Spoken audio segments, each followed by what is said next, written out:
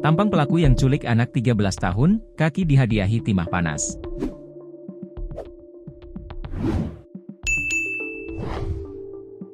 Direktorat Reserse Kriminal Umum Polda Metro Jaya berhasil menangkap pelaku penculikan bocah 13 tahun inisial MAM di Pasar Rebo, Jakarta Timur.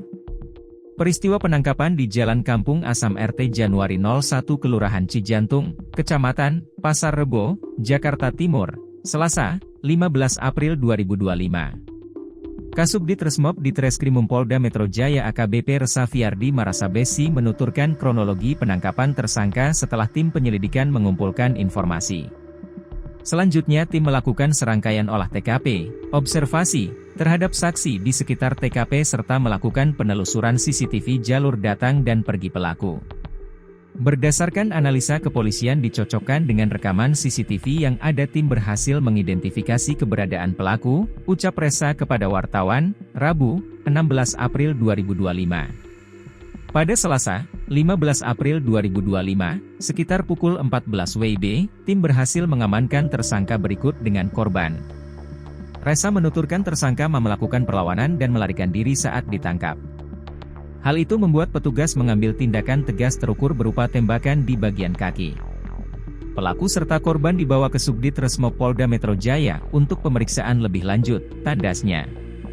Adapun barang bukti yang diamankan: 1 buah sueater warna abu-abu, 1 buah kaos warna putih, 1 buah celana jeans panjang warna biru, dan 1 unit handphone jenis merek Cross hitam. Tersangka dijerat pasal 328 KUHP dan atau pasal 332 KUHP dan atau 333 KUHP tentang penculikan dan pencabulan terhadap anak. Pelaku penculikan seorang anak berusia 13 tahun di Pasar Rebo, Jakarta Timur bernama Eva Thalita Zahra berhasil ditangkap kepolisian. Hal itu katakan Kapolres Metro Jakarta Timur Kombes Pol Nicholas Ari Lilipali kepada wartawan, Selasa, 15 April 2025. Sudah ditangkap oleh Polda Metro Jaya, ucapnya. Nicholas belum menjelaskan kronologi penangkapan pelaku penculikan yang diduga dilakukan oleh tetangganya.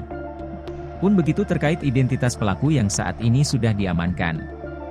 Ditanyakan ke Ditreskrimum Polda Metro Jaya ya, imbuhnya.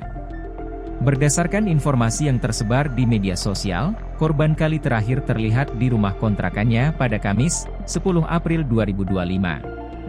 Dalam informasi di media sosial juga dituliskan, korban diduga diiming-imingi makanan dan baju baru.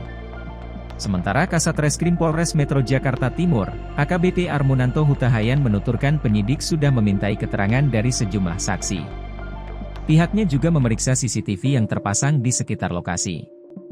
Melakukan pengecekan terhadap CCTV dan saksi yang ada di TKP, ujar dia.